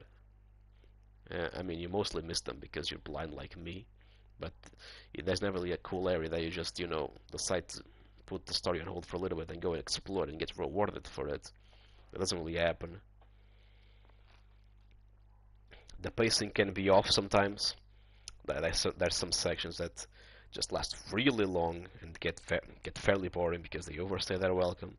In particular, the sections in the dungeons. I mean, they're pretty dumb in and of itself. This is not, Mexico with those tombs. This is Africa. I mean, Africa doesn't really have this sort of stuff, but regardless, the game starts feeling like Uncharted in these sections, which is very awkward. And they definitely overstay their welcome. They end up becoming very slow, doing some random puzzles. I mean, this is not Resident Evil. I mean, not in the way they're portrayed that, because they're puzzles. Technically, they are puzzles, but they're not really puzzles. It's the Uncharted sort of puzzles of pulling stuff down. It's not really puzzles, where you have to think about the solution. I'll talk about puzzles in a bit. But yeah, that's not really a puzzle. That's just pulling ropes down. I mean, come on, man. Even the ones with the light puzzles, they're not really puzzles. They're pretty obvious. You just usually just have to turn 2 stones to get the puzzle in quotation marks done. Overall, those parts are very slow and annoying to get through. But overall, the game is pretty fast-paced. You never really get a chance to to feel bored. It's always one thing here, one thing there. It's definitely nice overall. There's some slow parts, but overall the pacing is good. Replayability is also great. Yeah, chapter select is very good. Multiple guns to collect, and again, all the guns being decent to use. Infinity bullets, not taking off achievements. Overall, again, replayability is definitely decent. And there's definitely stuff to find. Not a lot, again. The main issue is that you don't really have a lot of new areas to explore. They may be just left behind because you did not bother exploring. So that kind of takes a little bit away of replayability, but overall it's decent. You also don't really get that tired of replaying the game. It's definitely a game that you can spend a little bit of time replaying without getting tired of it. Overall, this game clearly shines as an action game. With an AI partner, with all the issues that brings along, I'll give it like a 6.5 out of 10. With a co-op friend, I will give the game a 7.5 out of 10. If you have someone to play with, I'll definitely recommend the game as a fun action game to just have some fun shooting some zombies. If you don't, the game definitely will suffer, but I feel like the game would still be worth playing once just to experience it. I don't think it's a bad game. 6.5 is not a great mark, not a great grade. If you're playing with AI, you might feel discouraged, but overall, it's not a bad rating overall. I feel like definitely decent, definitely has its strengths. Again, with the AI, it's definitely going to be more rough. If you have a friend, though, I definitely recommend it. So yeah, 7.5 with a friend, 6.5 without a friend with the AI. And this is my rating as an action game. Now, I'm going to be rating it as a Resident Evil game. And this is for all the Resident Evil purists that were about to dislike the video and leave some hate comments already. Because I was praising the game too much. So well, now we're going to be rating this game as a Resident Evil game. Yeah, it is true that the game was constructed as an action game, and that's probably how the developers would want you to experience the game, but it's also true that this game has Resident Evil in the title, meaning that as a Resident Evil game, there's some sort of standards that it needs to adhere to. There's some expectations that the name invokes that obviously if you're a Resident Evil game, you're gonna obviously have to expect from the people purchasing this game. All in all, this game, I mean, it really doesn't feel like a Resident Evil game. It's basically a continuation of what happened in Resident Evil 4, with a more action-oriented stuff, but this one takes it a step further. It makes, again, as I already said, the gameplay a lot faster, a lot more action, a lot less, a lot less slow-paced, and the ambience is not really there.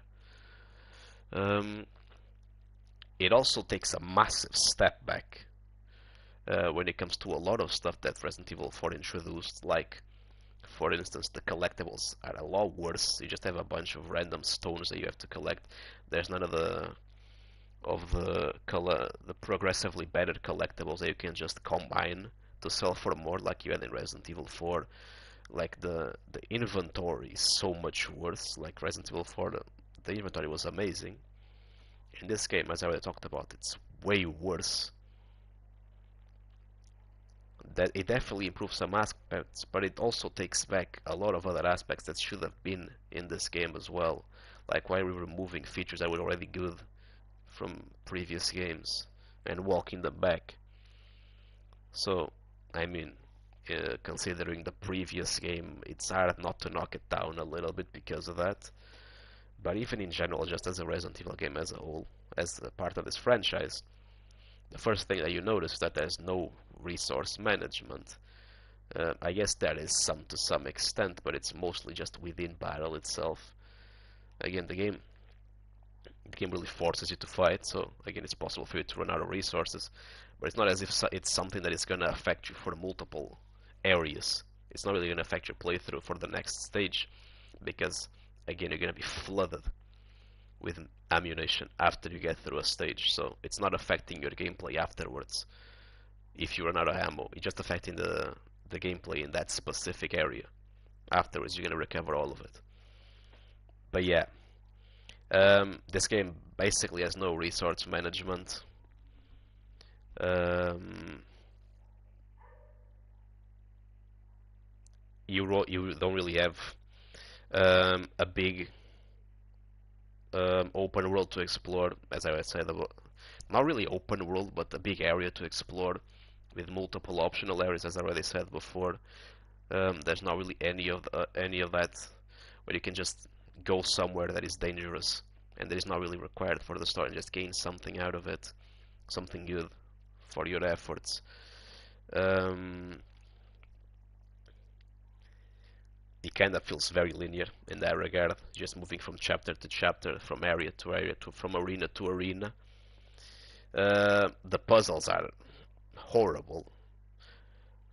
Um, Actually, before I talk about the puzzles, there's actually an area that is kind of open, like I was talking about, that you can explore and you gain. You can definitely go to other areas that are not necessary to go to, and you get some advantage out of that. It just doesn't really feel like it was as well done. Like, I mean, you have an RPG in the middle of the sea. It's kind of like right there, even though we didn't see it. It's not because we didn't try to find everything. I guess it's just because we skipped it in the sea. It's kind of hard to find it. It's not even hidden though. It's just there, put in the middle of a sunken ship. The RPG. So yeah, I mean that part of the map was interesting, where you had to collect the stuff to open the door. That was technically a puzzle, but it was not a puzzle at all. It was just collecting stuff. But yeah, that open area was decent. I wish we had more areas like that with different parts that you can just explore, not necessary to go to. I wish there was more like that chapter. That's really just the only place you get to do that. Back to the puzzles that are horrible. Yeah, that horrible. There's barely any puzzles in the game, and the ones that do exist are terrible. Like the light puzzles. I mean, what are we doing here? Is this what's considered a puzzle nowadays? The ones about pulling the ropes, Uncharted style. Like, come on, man, this is not a puzzle. Let's be real here. Like, the puzzles suck. Boss battles, I feel like there was actually probably even too many boss battles for what it was. I mean, Resident Evil was never really that heavy on boss battles. You had a few, but this many, it's crazy. You have boss battles over and over again, especially if you count the mid bosses as well. Like, you have so many boss battles, it's crazy. And again, I don't really have a problem with it as an action game, as a Resident Evil game. It does feel a bit odd having so many boss battles. The forced encounters, the game basically really forcing you to do a lot of encounters again, because zombies are a lot faster. It's a lot harder to just maneuver yourself around them. It's still possible, for sure. You can definitely skip a lot of areas, but the game definitely kind of guides you into the opposite direction of trying to get you to fight as much as possible. Again, there's no inventory management. The game really tries to get you to fight as much as possible. So I feel like saving ammo is really not rewarded at all. Um, Overall, it definitely doesn't feel like a Resident Evil game at all in the slightest. Like, if you're coming here expecting something similar to Resident Evil 1, 2, and 3, you're not gonna get any of that. Um, Especially since there's basically no horror in the game. Um, well, I mean, Resident Evil are kind of known for being, the original horror games, horror survival games. And well, there's no horror in this game. This game doesn't even have night sections. You don't have a single section that happens at night. The entire game is basically during the day. I mean, I guess you do have a section at night, but that's at the end of the game in a fight against Wesker. And in a fight against Wesker, again, stuff goes just over the top, almost even goofy, to the point. I mean, it's just throwing around random missiles at you uh, with his random speeches. I mean, it's really not not scary in the slightest. But the rest of the game happens entirely in the morning. There's no really dark and scary sections at all. So again, for someone who was expecting a Resident Evil game, they're gonna come in and think, what the hell is going on? Resident Evil, even Resident Evil 4 had actually areas that were supposed to be scary, like with the regenerators. In this one you don't have anything, you don't have any horror at all. And this is also helped by the fact that the ambience is definitely weaker in this game. You don't really have some good soundtracks to create ambience for horror either. But overall, yeah, there's no horror. Actually reviewing this as a Resident Evil game, I mean, I can't give it like a 1 out of 10, even though it's probably what would be reasonable if you're, based on all the stuff that the Resident Evil franchise was supposed to be. This game basically has none of it. So, I mean, it should be a 1 out of 10, but I'm gonna give it a 4 out of 10 overall. I still think the Resident Evil fan can find this game fun. It's definitely not gonna be a great game for anyone expecting like a classic Resident Evil experience. So yeah, if you play this game, don't think of it as a Resident Evil game or a horror game, horror survival. Just think of it as an action game, and you won't be disappointed. So yeah, 4 out of 10 as a Resident Evil game. As an action game, 7.5 out of 10. With a friend, 6.5 out of 10. By yourself, with AI. Now, to finish the review, I'm also going to talk a little bit about the platinum in the game. Since I did do the platinum, I might as well talk about how it feels to go through the platinum. I mean, the platinum is pretty standard overall, nothing too crazy. The first part that you usually need to do is basically beat the story on all difficulties, which means you're gonna usually have to do the story like twice. Once in any of the difficulties you choose, and the second time on professional. So yeah, that's 2 playthroughs, which is not bad. Again, the first playthrough, especially depending on what difficulty you choose. If you choose on expert, you're probably gonna stay a while here. But if you choose the easiest difficulty, you're gonna go through it very fast. That's actually the best way to experience the game in terms of the platinum, to prevent you from wasting time, is actually starting with the lower difficulty, the lowest difficulty, and then going to professional with infinite weapons. I mean, starting on expert, especially with an AI, is definitely a lot more challenging, especially if you're not used to the tank controls. However, if you don't do that, there's a very high chance that you're actually going to have to play the game again, because there's one thing for the platinum that you need to do, that is to get all of the stuff from the store. And to do that, you need to get S on all chapters. And if you're doing a playthrough already on expert, like I did with my friend, the first playthrough we did, you're not going to be getting S on everything. I mean, you're not even going to be getting S at all, I think. You're going to be dying several times. So, don't expect to get S on everything, even on your professional run. I mean, especially if you're not like me that did the fast run very quickly to get the RPG. The professional run is actually going to be a lot harder. So usually, if you want to get the easiest time, you're probably going to have to do 3 runs. However, again, the easiest way to do that is starting on the easiest difficulty. You're very likely going to get most of the chapters on S already, so you only have to do a few others to unlock everything everything to buy on the menu. And then you might also just straight up beat the game under 5 hours on the easiest difficulty. So, which is not hard at all. So you're just gonna get infinite RPG to deal with the professional. Overall, though, if you really don't optimize, you might end up being forced to play the game 4 times, which definitely starts feeling a bit tiring at that point. So, overall, though, I mean, 2-3 times is definitely fine for this game. Overall, it doesn't overstay its welcome in that regard, in terms of the platinum. As for the rest of the platinum, it's basically mostly miscellaneous stuff. Next, there's the collectibles as well. As I already talked about, buying everything from the menu. That's not very hard. After playing the game twice or thrice, you basically have enough to buy all that stuff. I'd say twice, especially if you don't buy any infinite weapons or just buy one. You definitely have enough to buy all the collectibles from the menu. And the other collectibles are the badges, which funnily enough are actually pretty chill to get. They're not very annoying. There's 30 of them. They're actually very possible to find if you're paying attention. I ended up finding like 3 or 4 with my friend in our first playthrough. Which, I mean, some of them we were definitely blind. How the hell did we not see that? But overall, they're pretty fine to get. And the treasures, I already talked about. I don't really like the way the treasures are built. They're definitely a downgrade compared to Resident Evil 4. But overall, there's so many stones that it's actually kind of annoying to keep track of how many there are.